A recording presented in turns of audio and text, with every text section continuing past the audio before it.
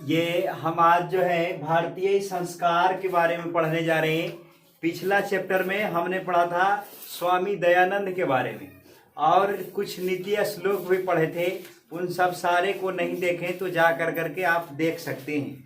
और आज हम पढ़ेंगे भारतीय संस्कार, जो भारत में किस संस्कार हैं, कैसे कैसे संस्कार होते हैं। जो इम्पोर्टेंट बातें होंगी वह हम बोर्ड पर लिख देंगे और अगर ये समझ में आ जाता है तो आप अपने सारे दोस्तों को भी शेयर करिए और उनसे सब्सक्राइब कर लीजिए सारे के सारे, तो आपको ये समझ में आएगा। तो इम्पोर्टेंट बातें यहाँ लिखा जाएगा, आप ध्यान देंगे। भारतीय संस्कार जो है इस बुक से पढ़ा रहे हैं, ये प्यूसम का है, 6वां पाठ, 6ठा पाठा है, 6ठा पाठा। तो तैयार हो जाइए, आप कॉपी कलम भी निकाल सकते हैं, आप नोट करेंगे मेरे साथ साथ, हम पढ़ेंगे और आप सुनिएगा। ध्यान दीजिए, लिखा है भारतीय संस्कार, इस तरह का फिगर इसमें बनाया है, इस लग रहा है जैसे कि शादी विवाह हो रहा है। तो ये लिखा है भारतीय संस्कार में, शुरू में फर्स्ट ये लाइन में लिखा है, आप ध्यान देंगे। भारतीय संस्कृते अन्यतम विशिष्टयम विद्यते यत् जीवने यह समये समये संस्कारा अनुष्ठिता भवन्ति। आदि संस्कार शब्द सीमितो व्यंग रूपः प्रयुज्यते, किंतु संस्कृत उपकरणविदं भारतस्य व्यक्तित्वं रचयति। विदेशे निवसन्तो भारतीयाः संस्काराणां प्रति उन्मुखा जिज्ञावश्च। पाठे अस्मिन् तेषां संस्काराणां संक्षिप्त परिचयो महत्वं निरूपितम्। कहता है भारतीय संस्कृति में जो भारत का संस्कार है उसमें एक बहुत बड़ी विशिष्टता है। यहाँ का संस्कार में जो है बहुत बड़ी विशिष्टता है, विशेषता है। विशेषता क्या है कि यहाँ जीवन के हर एक स्टेज में सारे के सारे बहुत सारे उम्र में बहुत सारे संस्कार होते हैं। बचपन में अलग संस्कार है, बुढ़ापे में अलग, जवानी में अलग, है ना, युवावस्था में अलग संस्कार होते हैं। तो यहाँ हर तरह से संस्कारों का अनुष्ठान किया जाता है। आगे लिखा है,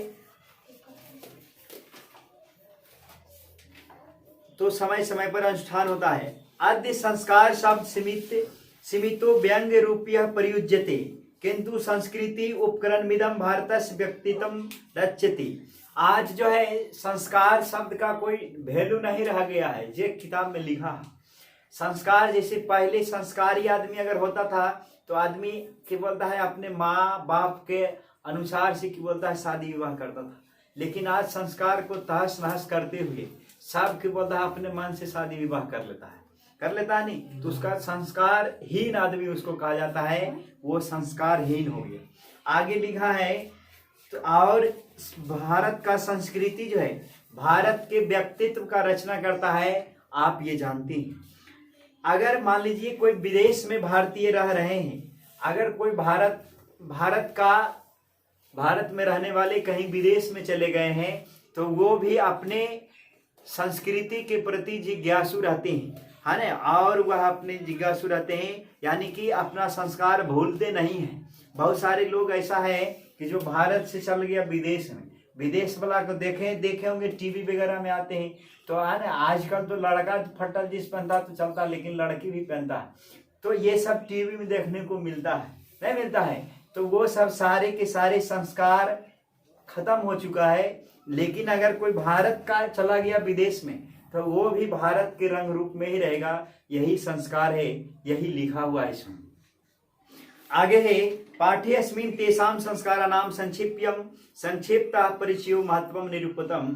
और यह जो है इस पाठ में उन संस्कारों का संक्षिप्त परिचय दिया जाता है, आप इनको समझिए। कहता है भारतीय जीवने प्राचीन कालात् संस्कारा महत्वं धारयन्। भारतीय जीवन में प्राचीन काल से ही संस्कारों का बहुत बड़ा महत्व है। प्राचीन संस्कृतिर विज्ञानम संस्कारेभ्यो जायते। कहता है प्राचीन पुरानी संस्कृति में भी जब ऋषि मुनि हुआ करता था, जब कोचिंग में, ट्यूशन में, ये गुरुकुलों में वेद का पढ़ाई होता था, उस समय भी संस्कृति का बहुत बड़ा योगदान हुआ करता था।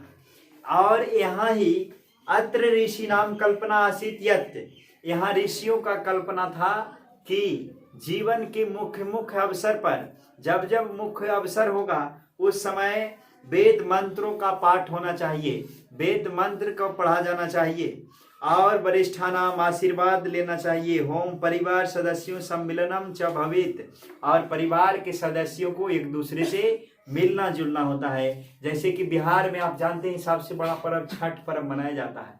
तो छठ पर्व में जो दूर दराज में रहते हैं, जो कि बोलता है सूरत वगैरह में कमाते हैं, जो घर से बाहर रह के दिल्ली वगैरह में कमाते हैं, प्रवासी हो चुके हैं, वो सारे के सारे छठ पर्व में आ जाते हैं घर, दुर्गा पूजा में घर आ जाते हैं और अपने परिवार के सदस्यों के साथ दुर्गा पूजा का आनंद उठाते हैं।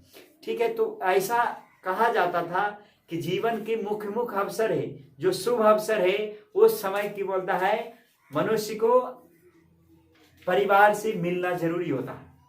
आशीर्वाद के बारे में छठ पर्व में आप सब देखते होंगे कि जब की बोलता है छठ पर्व होता है तो हम सब की बोलता है अपने से बड़े को उस समय की बोलता है पैर छू करके प्रणाम करना चाहिए, नहीं समझा? तो वो आशीर्वाद उसको कहते हैं। ये सारे के सारे हम क्या पढ़ रहे हैं, ये हमारा संस्कार है। लेकिन आज संस्कार गिर चुका है। लोग ऐसे ऐसे केस कटाते हैं, लगता है कि भारत का है कि ये हनी सिंह कहाँ से आ गया, समझे? तो ऐसे ऐसे संस्कार थोड़ा सा आज जो है गड़बड़ हो चुका है। कहता है परंतु संस्कार का मौलिक अर्थ क्या है? संस्कार का मौलिक अर्थ ये नहीं है कि केवल बिगड़ना है, बल्कि गुणों को अध्ययन करना है और दोष को त्याग देना है। ये संस्कार का ये कहानी है। अतः संस्कार जो है मानव का दोषों को दूर करने में, दोषों को दूर कर देने में, दोष माने अवगुण को दूर करने में और गुण को अध्ययन ग्रहण करने में बहुत बड़ा योगदान करता है। क्यों? संस्कार। तो क्वेश्चन आएगा कि बताइए संस्कार, यहाँ लिखा है संस्कारा प्रायेण पंचविधा संति, संस्कार के प्रायः 5 विधि हैं। 5 विधि हैं। कौन कौन विधि हैं? आज रखना है। संस्कार के 5 विधि हैं। कोई पूछेगा बताइए संस्कार के कितने विधि हैं? तो संस्कार के 5 विधि हैं। 5 विधि हैं। 5 विधि हैं। कब कब संस्कार होता है ये ध्यान देंगे। तो संस्कार होता है जन्म के पहले, जन्म के पहले, जन्म के पहले। उसके बाद शिशु में होता है, जब शिशु बालक थोड़ा सा बड़ा होता है उसको शिशु कहते हैं। फिर शिक्षा के समय में, और फिर जो है युवा में। समझिए कैसे कैसे होते हैं। तो जन्म के पहले जब शिशु मां के गर्भ में रहता है, उसी समय जन्म से पहले ही मनुष्य के 3 संस्कार होते हैं, है ना? लेकिन वो हम नहीं जानते तो हम नहीं बता सकते। ठीक है, ये बड़े बड़े लोग बताएंगे कि शिशु जन्म से पहले कौन संस्कार करता है ना? तो वो तो माँ वगैरह जानती हो। तो जन्म के पहले 3 संस्कार हैं, याद रखना है। क्वेश्चन आएगा जन्म के पहले कितने संस्कार हैं? तो आप बोलेंगे 3 संस्कार है। और शिशु में 6 संस्कार हैं। शिशु में कितने संस्कार हैं? 6 संस्कार। और शिक्षा वगैरह में जब शिक्षा आदमी ग्रहण करने लग जाता है तो उसमें 5 संस्कार हैं।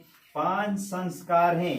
और जब युवा होता है तो उसका शादी विवाह कर लिया जाता है, तो उसको कहा जाता है गृहस्थ संस्कार।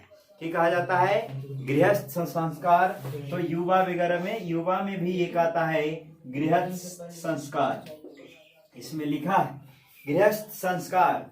और तो गृहस्थ संस्कार में जब प्रवेश करेगा तो उसका विवाह हो जाएगा।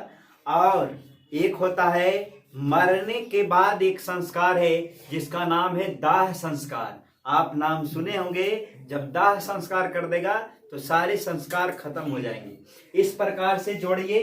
तो जन्म के पहले 3 संस्कार, जन्म के पहले 3 संस्कार। यहाँ दिखावट पर ध्यान देंगे नहीं, ये इसका कोई मतलब नहीं है। जो नीचे बोल रहे हैं उसका मतलब है, ये किताब में लिखा नहीं है कि युवा में गृहस्थ है ऐसे करके हम बता रहे हैं आपको। गृहस्थ में ऐसे, शिशु में 6 है। तो जन्म के पहले 3 संस्कार थे। जन्म के पहले कितने संस्कार थे? 3 संस्कार। सोनू उसमें दिख रहा है, देखो यहां तक। हाँ ठीक है।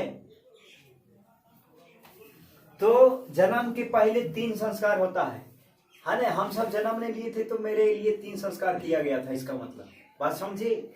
और शिशु में 6 संस्कार, जब इतना बड़ा होता है, फूदना उतना पहनाता है, आप जानते हैं, तो उस समय 6 संस्कार होता है। आगे तो ये शिशु में 6 संस्कार याद रखना है।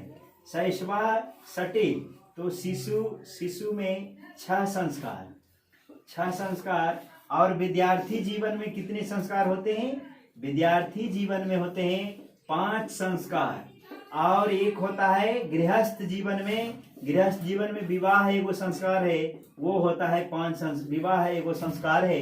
विवाह में भी एक संस्कार है कि यहाँ का संस्कार है भारत का कि आपको विवाह करना पड़ेगा, समझे।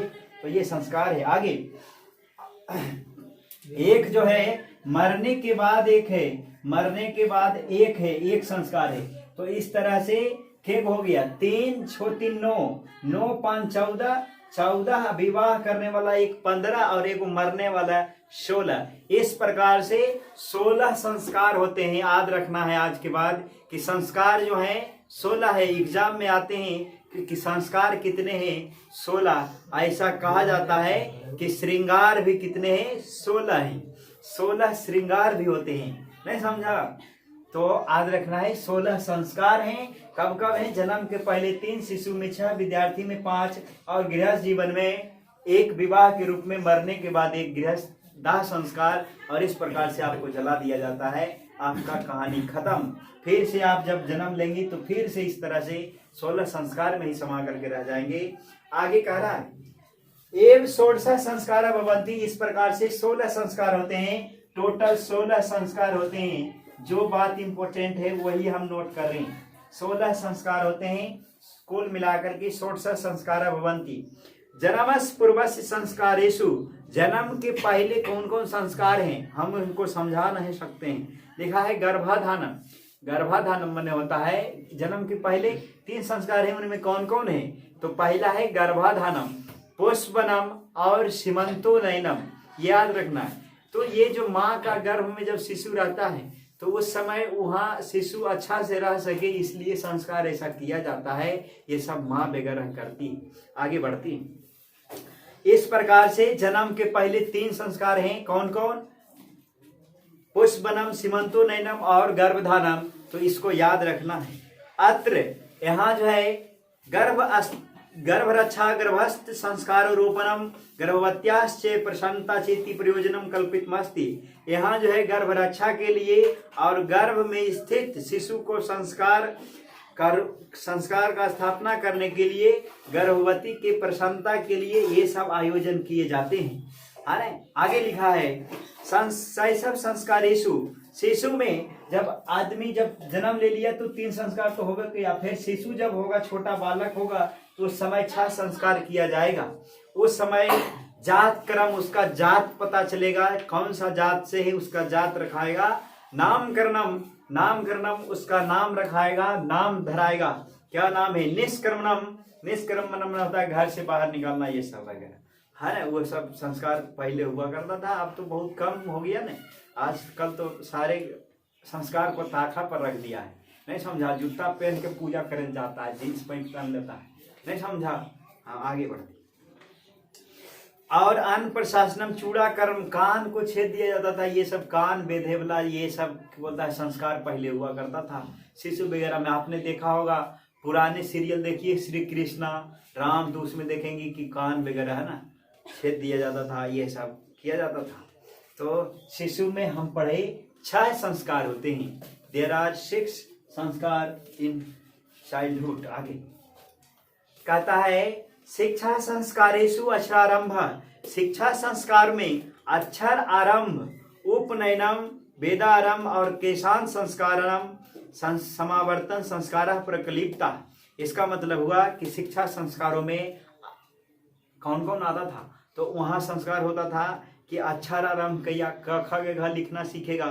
फिर उपनयनम मतलब गुरु के घर में प्रवेश करना और वेद को शुरू किया जाता था। आज ने हम सब पढ़ते हैं हिंदी, मैथमेटिक्स, साइंस, है ना, उन्नयन कोण, अवनमन कोण, साइन थीटा कोसा, लेकिन आज से कुछ जमाने पहले, कुछ वर्ष पहले, बहुत साल पहले, उस समय वेदों का पाठ हुआ करता था। गुरुजी ऊंचा पर बैठते थे, शिशु सब नीचे बैठता था, बालक सब नीचे बैठता था और वहाँ वेदों का पढ़ाया जाता था, ऋग्वेद, यजुर्वेद, है ना।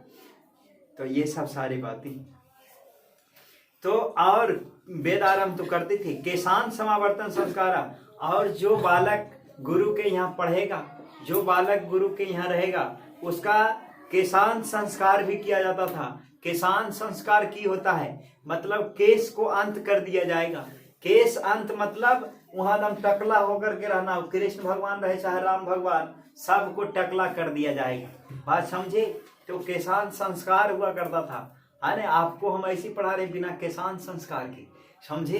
तो आप कम से कम खुश रहे, है ना। आगे तो केशांत संस्कार क्या था? अक्षर आरंभ में अक्षर लेखन, अंक लेखन, ये सब शिशु किया करते थे। उपनयन संस्कार का अर्थ होता है, यहाँ लिखा है, उपनयन संस्कार का अर्थ होता है गुरु के घर से गुरु को शिष्य का अपने घर में ले जाना होता है। नयन मतलब ले जाना। उपनयन संस्कारस्य अर्थः गुरुना शिष्यस्य स्वगृहे नयनम भवति। इस तरह से उपनयन संस्कार का अर्थ होता है गुरु के घर में शिष्य को प्रवेश कर जाना। और तो इन्हें लौट करके फिर घर नहीं आता था, टिफिन के वेला में वहीं रह करके गुरु जी का सेवा करना है, खाने का व्यवस्था करना है, लकड़ी लाना है, ये सारे के सारे काम हुआ करता था और वहीं रहता था। शिष्य जो है वहीं रहता था। तत्र शिष्य शिक्षा नियमान पालयन अध्ययनम करोति। वहां शिष्य जो है शिक्षा का नियम का पालन करते हुए शिक्षा ग्रहण करता था, समझे? ते नियमा, और जो नियम का पालन करते थे वह नियम जो है ब्रह्मचर्य व्रत में समाविष्ट थे, वो सब ब्रह्मचर्य नियम कहलाते थे, समझे? प्राचीन काले शिष्य ब्रह्मचारी इति कथ्यति स्म। प्राचीन काल में शिष्य को ब्रह्मचारी कहा जाता था, लेकिन आज सब सारे के सारे स्टूडेंट दुराचारी होते हैं, है ना। 0.999% ही ब्रह्मचारी हैं, लेकिन बाकी सारे के हैं दुराचारी। तो ये संस्कार खत्म हो चुका है। प्राचीन काल में शिष्य ब्रह्मचारी होते थे, समझे? गुरु के घर में आगे है, गुरु गृहे एव शिष्य वेदारंभ करोति स्म। और गुरु के घर में ही शिष्य जो है वेद आरंभ किया करते थे, वेद आरंभ करते थे।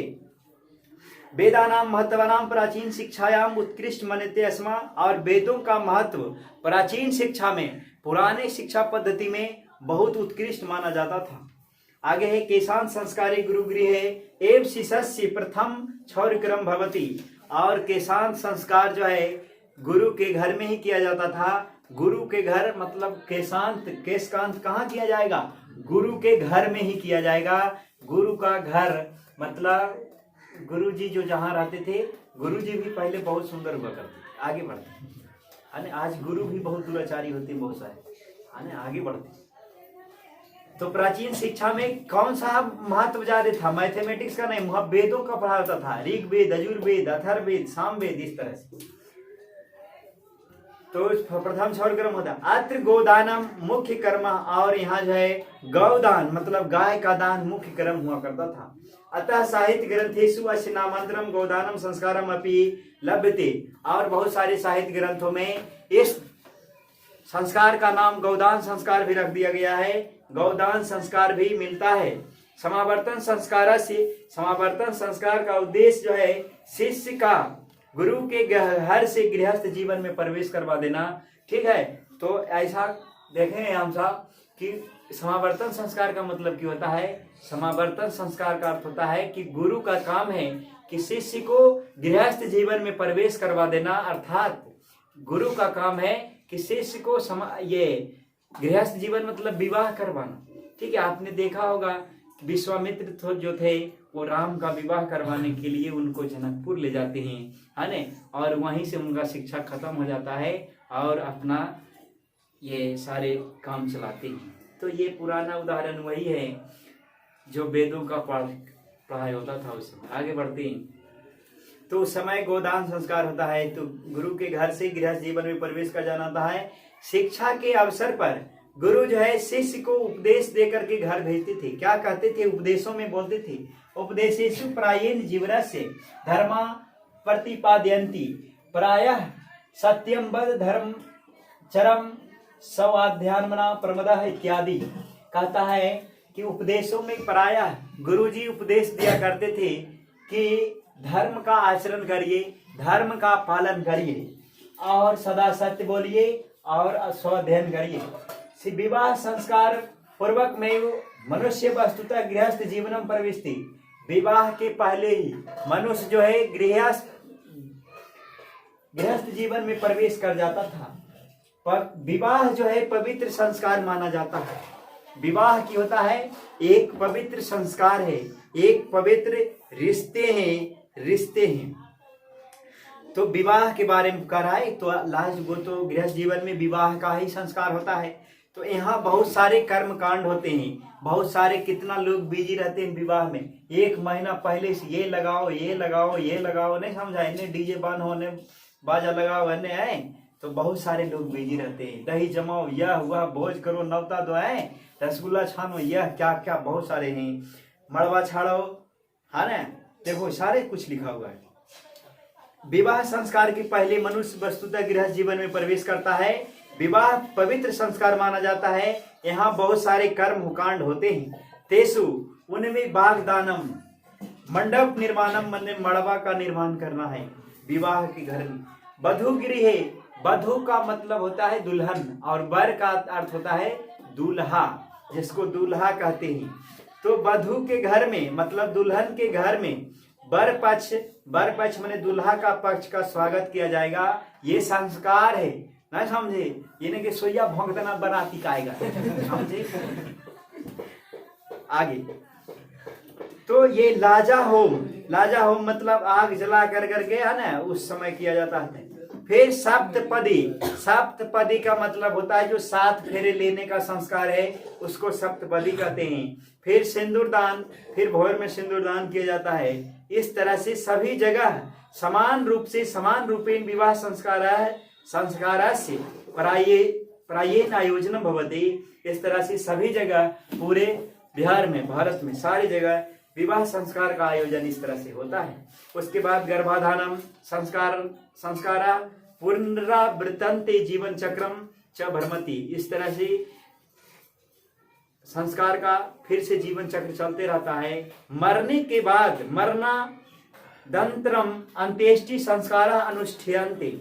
और मरने के बाद एक संस्कार किया जाता है, अंत्येष्टि संस्कार उसको संस्कृत में कहते हैं। ऐसे आप शब्दाह संस्कार भी बोलते हैं। तो ये किताब रखिए और आपको समझ में आएगा। इस तरह से पूरा भारतवर्ष में भारतीय जीवन दर्शन करना एक महत्वपूर्ण योगदान है ना। ये एक बहुत बड़ा संस्कारों का योगदान है। आज संस्कार के कारण ही कि बोलता है हम सब इतने सोच संभाल करके चलते हैं। तो इस तरह से ये पूरा चैप्टर आपको खत्म हुआ भारतीय संस्कार। ठीक है, अगर ये सीरीज आपको अच्छा लग रहा तो आप इनको सारे दोस्तों को भी बताइए, है ना, और सारे दोस्तों से शेयर करिए, लाइक करिए, सब्सक्राइब करिए, कमेंट भी करिए, पूरा सपोर्ट करिए। हम आपको पूरा संस्कृत और फिर आपको अनुवाद भी सिखाए जाएंगे इस तरह से लाइव आकर के। ठीक है, आपको बहुत पूरा देखने के लिए बहुत बहुत धन्यवाद।